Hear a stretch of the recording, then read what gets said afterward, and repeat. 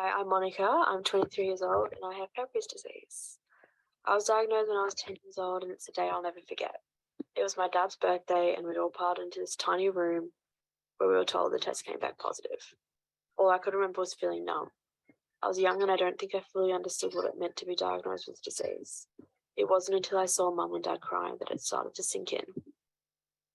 In a way, I was lucky. I got diagnosed within a month or two of the first time I showed symptoms, but unlucky at the same time. I had the family history and I knew what was in store for me, and it terrified me. I was in year 7 when I got excruciating pain in my fingers and toes. I couldn't touch anything. I was hospitalised to try and find a way to manage the pain, the first of many hospitalisations to come. Missing out on so much school had a large impact on how it felt towards going back. I went to an all-girls school, and that can be hard enough at the best of times. But throw in being known as a sick girl who was always in and out of hospital and trying to make friends when there were already set groups was a real challenge that put me out of my comfort zone. Keeping up with the school and leaving midway through lessons for appointment made it really challenging to stay on track with my classmates. And because of this, I missed a lot of school that year. Because of the pain we couldn't control, I was the first child in Australia to get accepted onto enzyme replacement therapy. I would spend a full day at the Royal Children's Hospital Day Treatment Centre receiving the enzyme I was missing.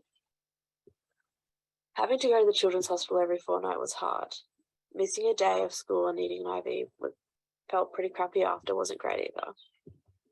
I eventually had to get a port placed because my veins were so abused and flat, but with the port came scars and more complications. When I turned 18, I knew I had to get used to the idea of moving into the adult system. My final treatment at the Royal Children's Hospital was emotional. I spent the full day every fortnight for 8 years with these incredible people who looked after me and made me feel safe and comfortable. I celebrated my 18th birthday with them and many other achievements. I even watched the nurses have kids of their own. I felt like I was one of them. The last day was hard. I managed to hold it together until we left. But as we walked past that reception, the tears started and they didn't stop. I couldn't believe I wasn't coming back as a patient and I had to move into the adult world.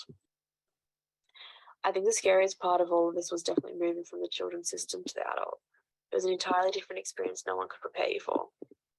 The first time I went to the infusion centre at the adults, I walked in, went to the bathroom and I cried. It was not what I was used to or what I was expecting. I had gone from this new modern, very large hospital with nurses and doctors I knew and trusted to an older, much smaller room where I didn't know anyone and I was the youngest person by about 40 years. This was the first time I realised how different life was going to be for me. My first overnight admission at the adults was the biggest shock. I no longer got a single bed and my own bathroom like you do at the kids. I was put in a room with 3 men. 3 men who were all very much older than me. I remember crying to Mum and Dad that night because they couldn't stay and I was on my own. I was feeling very sick to begin with, but Dad had been left in a room with a man. I was feeling very sick to begin with, but then had been left in a room with a man who I was warned could be inappropriate. This just sent me over the edge. I was told to keep my curtains shut because this man would stare and he would make phone calls in the middle of the night on speaker and swore at staff constantly. This made for a very uncomfortable environment for an 18-year-old. I don't think I'll ever forget how I was feeling that night.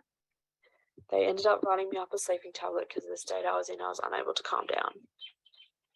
I didn't feel safe in that room. It's a feeling I'm never going to forget. Looking back now, I realised how difficult transitioning to the adult system really was. I was somehow prepared in a way, with the transition care coordinator seeing me a few times before I left the children's, but nothing could have prepared me for the years to come.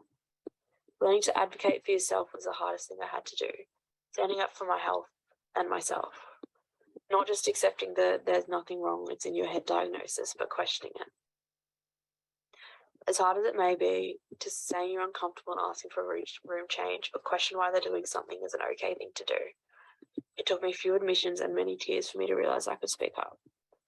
It's a whole new world in the adult system and learning to navigate it has been a real challenge. But leaning on those around you and asking for help when it's needed is the best tip I could offer. I really enjoy music, watching TV and reading. I found that whenever I was becoming overwhelmed with everything going on or I was upset or frustrated, sticking my headphones in and listening to music or watching my favourite show would help calm me down. I was lucky and managed to have a great group of friends who would visit and call me, keep me up to date with everything that was going on outside the hospital. They always lifted my mood, and I'm forever grateful for those friends. Realising I was leaving the children's hospital soon, when I was 17, Mum and I made the decision that I would start attending my appointments on my own by spending the first 10 minutes just the doctor and I, and then having Mum come in to help later on. Gave me more confidence for when I really had to be alone with the adults for the first time. It's something I would recommend to anyone who was close to transitioning. It also helped to learn about my university and the disability services that were available. I wasn't aware of them being on campus until my doctor mentioned them to me in a regular appointment. They helped getting extra time for assignments, assist with attendance requirements, and communicating with the team I was studying under to make uni as easy as possible for me. Don't get me wrong, learning to manage uni and friends and work, and also having appointments and fortnightly infusions was a major challenge. The first year of uni, I burnt myself out way too many times to count. I eventually realised I couldn't keep doing this to myself. I had to put myself first, and that's when reaching out really helped. This resulted in me doing part-time uni for the first year of my course so I could allow myself time to adjust to juggling my new life. This made a major difference. Although the transition process is rough, I have come out on the other side and definitely wish someone had been able to tell me some of these things back then. It doesn't have to be hard, and there are options out there to make it easier. Thank you.